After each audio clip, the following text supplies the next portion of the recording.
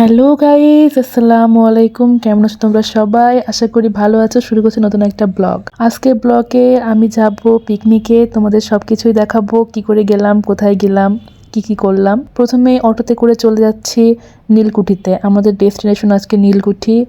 আমরা কোচিং থেকে যাচ্ছিলাম পিকনিকে। আমাদের বের হতে একটু লেট হয়ে গিয়েছিল। দেখছো বাইরে কি লেভেলের কুয়াশা। এটা কিন্তু সকাল 10টার সময় ভিডিও ক্লিপস নিয়েছিলাম, তখনই এরকম কুয়াশা। আজকের দিনটা খুবই খারাপ ওয়েদার। এই যে আমরা সবাই, এগুলো হচ্ছে আমাদের থেকে জুনিয়র সবাই।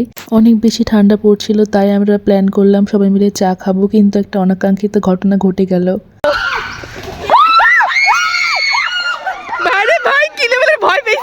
হঠাৎ করে কুকুরটা এসে আমাদের খুব ভয় পাইয়ে দিয়েছিল। এরপর আমরা চা খেলাম সবাই মিলে। আমরা একা একা চা খাইনি, আমরা আমাদের রক্তিম ভাইয়া আছে, রক্তিম ভাইয়াকেও চা দিয়েছিলাম। তারপরে আমরা চা খেয়েছি। লিজা যাচ্ছে চায়ের কাপ নিয়ে সবাইকে দিতে। এখানে রান্নাবান্নার প্রস্তুতি চলছে, আর আমরা ছিলাম ওই সাইডে। সত্যি বলতে মেহেরপুরের মানুষকে নীলকুঠি সম্পর্কে বলার আর কিছুই নেই। সবাই সব কিছু জানে, নীলকুঠির কোথায় কি আছে সবারই মুখস্থ। তারপরেও আমাদের আশা একটু আনন্দ করার জন্য। বারবার আসলেও একবার এক এক রকম আনন্দ, তাই না? হাত দেবো। আমরা তো আগে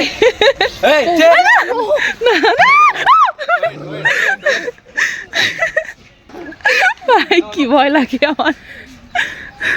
কুকুরের তাড়া খাওয়ার পর থেকে আমার কুকুর দেখলে ভয় লাগে। হাত দিতে ইচ্ছা করছে। সেই জার্মান শেফার্ড কুকুরটা, ওকে চেক বলার সঙ্গে সঙ্গে ও এভাবে আক্রমণ করে সবাইকে। এরপর আমরা নীলকুঠি সারাউন্ডিংয়ের ভিতরে যাওয়ার জন্য ভিতরে গেলাম আর কি। তখন আমাদের টিকিট কাটা হয়েছিল না। এখানে আবার টিকিট কাটতে হয়, প্রত্যেক জনের 10 টাকা করে নেয়। 2টা টিকিট নিলাম 20 টাকা দিয়ে। এরপরে ভিতরে ঢুকলাম। দেখো আগের মতো কিন্তু নেই, জায়গাটা অনেক সুন্দর করেছে, অনেক গাছগাছালি লাগিয়েছে। আমরা সবাই গিয়েছিলাম ভিতরে, খুবই আনন্দ হয়েছিল। সত্যি বলতে দিনটা খুব মজার ছিল। এরপর সবাই কানামাছি খেলতে শুরু করলো। আমি খেলিনি, আমি ভিডিওই করছিলাম ওদের। এই যে দেখো কি করে কানামাছি খেলছে। শৈশবের দিনগুলো মনে পড়ে যাচ্ছিল। সত্যি অনেক আনন্দ লাগছিল। আজকে দিনটা স্মৃতিতে অমর হয়ে থাকবে। মনে আছে ছোটবেলায় আমরা কানামাছি খেলার সময় একটা কবিতা বলতাম, কানামাছি ভো ভো, যাকে পাবি তাকে ছো। আর যে এখানে চোর হতো বা মুচি হতো সে বলতো যে আনি মানি জানি না, পরের ছেলে মানি না, আনি মানি জানি না, পরের মেয়ে মানি না। কথাগুলো অনেক বেশি মনে পড়ছিল তখন। এবার আর কুটি বাড়ির ভিতরে যাইনি। কুটি বাড়ির ভিতরে নাকি ভিডিও করা নিষেধ, তাই আর আমার যেতে ইচ্ছে করলো না। কি দেখবো বলো, সবই তো হাজার হাজার বার দেখা। এরপরে ব্রিজের কাছে নামলাম। আজকে যেহেতু আবহাওয়াটা অনেক কুয়াশাচ্ছন্ন ছিল, একটু রোদ উঠছিল, এই সময়টা অনেক সুন্দর লাগছিল, মিষ্টি রোদ লাগছিল। তো এখানে নেমে আমরা একটু ছবি তুলছিলাম। এই ফাঁকে তোমাদের বলতে চাই, যদি ইউটিউব থেকে আমাকে দেখো তাহলে সাবস্ক্রাইব করে দিও, আর যদি ফেসবুক থেকে দেখো তাহলে প্লিজ ফলো করে দিও। আর এই দেখো একটা ছোট বাচ্চা এখান থেকে রস পাড়ছে, একদমই ছোট বাচ্চা। ও গাছে কিভাবে উঠলো আমরা বুঝতে পারলাম না। এরপরে আবার রান্না বাড়ার কাছে চলে আসলাম। এই দেখো 2টা মেয়ে, খুবই কাজের মেয়ে এরা। আজকে আমাদের রান্নাবান্নার মেন হেড শেফ রক্তিম ভাইয়া রান্নাবান্না করছিল। আর এখানে মেয়ে দুটাকে টেস্ট করতে দিচ্ছিল লবণ, আমাকেও টেস্ট করতে দিয়েছিল। লবণ টেস্ট করে মনে হলো যে ঠিক আছে। তারপরে আকাশ ভাই এসেও টেস্ট করলো লবণ, সবাই বলল ঠিক আছে। কিন্তু একদম লাস্টে খাওয়ার সময় আমরা দেখি লবণ কম। কেমন লাগে বলো তো? কিন্তু ভাইয়া অনেক পরিশ্রম করে রান্নাবান্না করেছে। আমরা আমাদের অবশ্যই উচিত তাকে অ্যাপ্রিসিয়েট করা। এই দেখো লিজাও এখানে কাজে বসে পড়েছে। তা লিজা এসে এখানে টমেটো কাটছিল, সালাদ। আমাদের মেনুতে ছিল সাদা ভাত আর আলু দিয়ে টমেটো দিয়ে মুরগির মাংস, অনেকটা রোস্ট স্টাইলে রান্না করা, আর ছিল ল্যাবড়া। এখন তোমরা জিজ্ঞেস করো না ল্যাবড়া জিনিসটা কি। ল্যাবড়া জিনিসটা হচ্ছে অনেক রকম সবজি দিয়ে ডাল দিয়ে একটা ঘন্ট মতো করা। এটা হচ্ছে রক্তিম ভাই স্পেশাল রেসিপি, এটার নাম তিনি দিয়েছেন ল্যাবড়া। রান্না শেষ করে মুরগি রান্নার দিকে ফোকাস করা হলো। মুরগিগুলোকে আস্তে আস্তে তেলে ভেজে নেওয়া হচ্ছিল। তখনই আমাদের সকালের নাস্তা চলে আসলো। সবাইকে কেক দেওয়া হলো, সবাই কেক খাচ্ছিলাম আমরা। লিজা আবার খুঁজে বড় পিস নিতে চাইলো, কিন্তু ও পাইনি। যাই হোক, তো এখানে এই যে টমেটো কুচি দেওয়া হলো, পেঁয়াজ কুচি দেওয়া হলো, আলু দেওয়া হচ্ছে। সব কিছু আগে থেকে প্রসেস করা ছিল, শুধু দিয়ে রান্নাবান্না করতে হবে।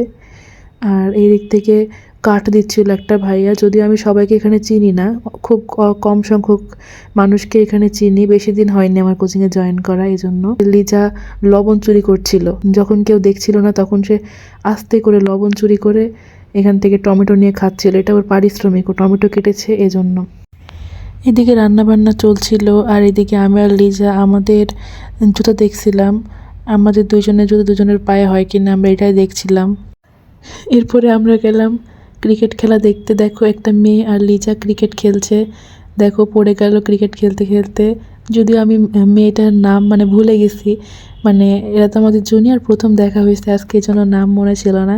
কিছুক্ষণ রেস্ট নেওয়ার পরে ঘোরাঘুরি শেষে আমাদের খাবার রান্না হয়ে গেল, আমরা খেতে বসে পড়লাম। সবাইকে প্লেট দেওয়া হলো, এরপরে গ্লাস দেওয়া হলো, তারপর পানি দেওয়া হলো গ্লাসে। সবাই এখানে খেতে বসলাম। আজান স্যার ছিল ভাতের দায়িত্বে, রক্তিম ভাইয়া ছিল মাংসের দায়িত্বে, আর ভিডিও করার দায়িত্বে ছিল আকাশ ভাইয়া। সবার আগে আমরা মেয়েরা খাওয়া দাওয়া শেষ করলাম, তারপরে খেতে বসলো ছেলেরা, তারপরে বসেছিল আমাদের রাঁধুনি এবং খাজিনদাররা। তো এভাবে খাওয়া দাওয়া করলাম। তোমরা যারা আমাদের পিকনিকে জয়েন করনি, আমাদের ব্যাচমেটরা, তোমরা একটু দেখো আমরা কত মজা করেছি। দেখো দেখো ফারিহা, নদী, তারপরে আমার একটা ফ্রেন্ড আছে আর একটা নদী মানে ধলা বিলাই, তোমরা সবাই দেখো আমরা কত আনন্দ করেছি। এদিকে ছেলেরা খাওয়া দাওয়া করছিল আর আমি আর লিজা ওদিকে একটু হাঁটাহাঁটি করছিলাম। তো আজকে সারাদিন আমরা অনেক ঘোরাঘুরি করেছি, অনেক ফান করেছি। লাস্টে লিজা খুবই ক্লান্ত হয়ে গিয়েছিল, দেখো বসে পড়েছে মাটিতে। অ্যাট দ্য লাস্ট আমরা চলে আসছি বাসায়। তো বাসায় আসার আগে আমার একটা পার্সেল ছিল, ওটা রিসিভ করতে গিয়েছিলাম স্ট্রিট ফাস্টে। তো এখানে যাওয়ার পরে অনেক খোঁজাখুঁজির পর আমার পার্সেলটা খুঁজে পাই। তো এই যে আমার পার্সেল, এর ভিতরে কী আছে তোমাদের এখনই ওপেন করে দেখাবো। বিল পে করে বাসায় চলে আসি। আসার পরে দেখো আমার এটা টোট ব্যাগ, আমি এটা অর্ডার করেছিলাম। কেমন হয়েছে তোমরা অবশ্যই কমেন্টে জানাবে।